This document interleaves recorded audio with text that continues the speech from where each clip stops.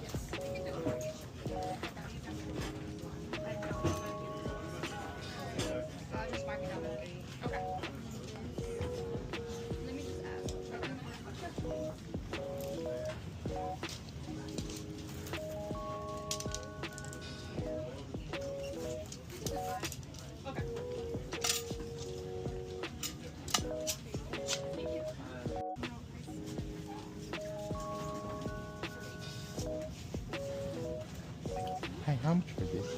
Just a regular shirt. Yeah. Did you have a ticket? Not yet. No? Okay, I can write you one. Would you like me to take those two, mark those down? Or would you continue? I'm Okay, just that's continue fine. first. Yeah. Thank you.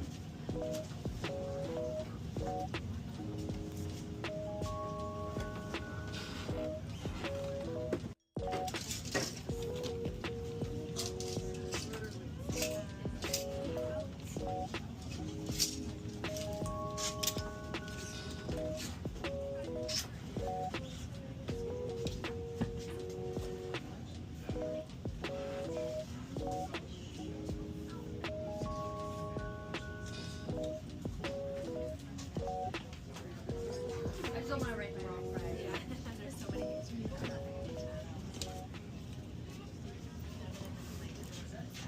Okay.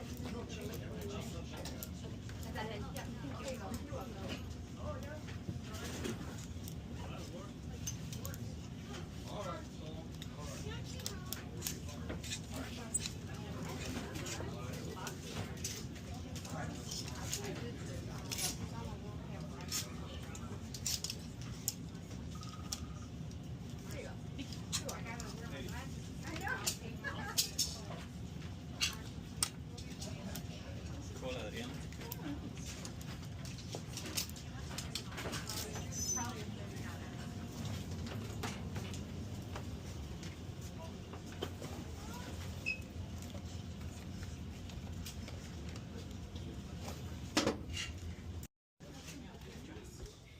Shit.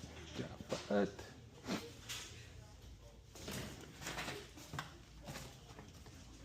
Damn. What tayo na mga.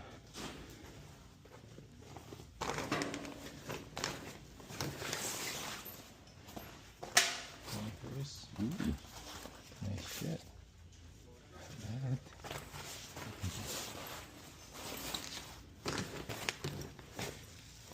Tumi. Tumi. Tumi. Tumiting-ting.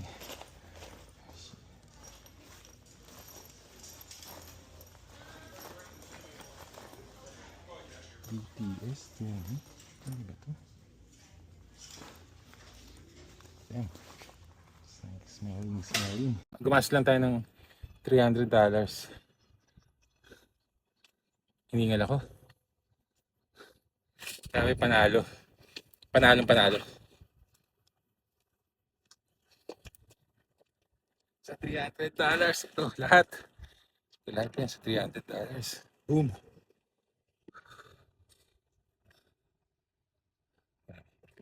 Yung Timberland na shoes, di ko pa na-check, pero at least Timberland siya. Gawin mo, may kasulat $39. $5 lang binigay ito. Ano dito? Ito palang hat na to, nasa $100 na. Made in Italy na hat. Dang. Tapos mga Ralph Lauren. Shoot, ang dami.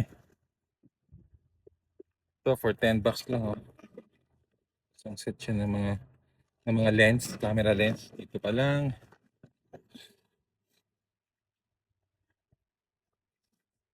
At this man, ito nasa 40 to 50, binigay lang ng $10. At $20 ata. Tapos tong camera nasa $30 pero nabebenta siya ng 70. Okay. Ito itong American Airlines na pilot suit. Nasa 100 plus siya. Dami, pati yung mga belt. May nakita akong belt na Christian Dior.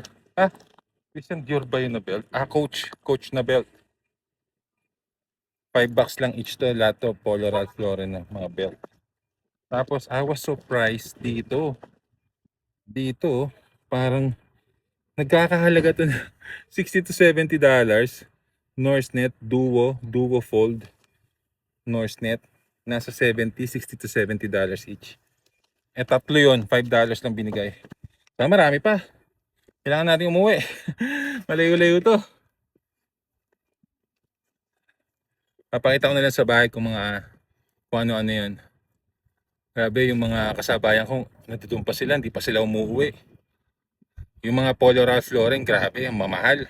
$100 pero sarap sanang bumalik bukas eh. Kung discounted sila. Pero kung hindi, okay na to.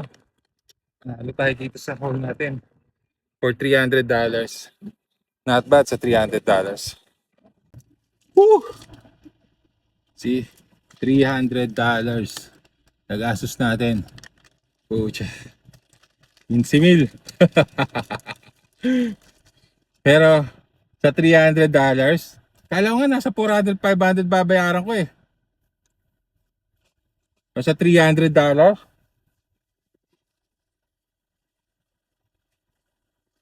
doon sa hat pa lang, nakita ko pa lang sa hat, doon sa suit na pampiloto, 100 something na yun eh. Binigay lang yan ng $30. Nakita ko lang yon kay taga Chicago siya, napapanood ko siya sa TikTok, yung Finest Flips. Napapanood ko lagi siya, nakikita ko, kumukuha siya lagi ng mga pang-militar, pang-pilot, ng mga suit na ganyan. Tapos nabebenta niya ng 200 nga eh, 200, 150. So kaya nagkaroon ako ng idea, sige kunin natin for $30. As usual, nawala na naman yung meta natin, naglobat na naman. Panalo. Sarap sanang bumalik. Panalo yung mga nakakuha ng mga Polo Ralph.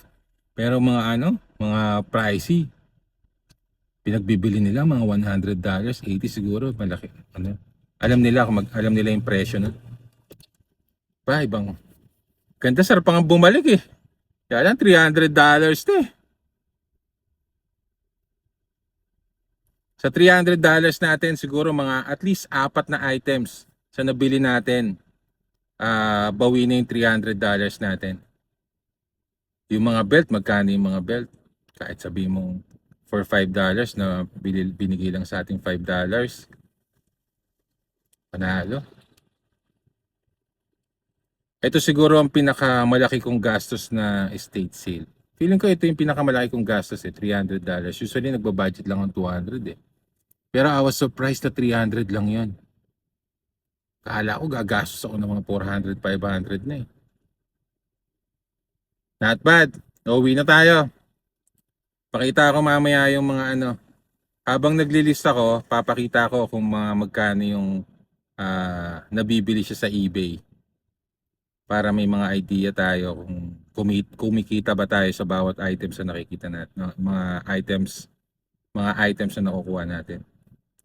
Okay, let's go home!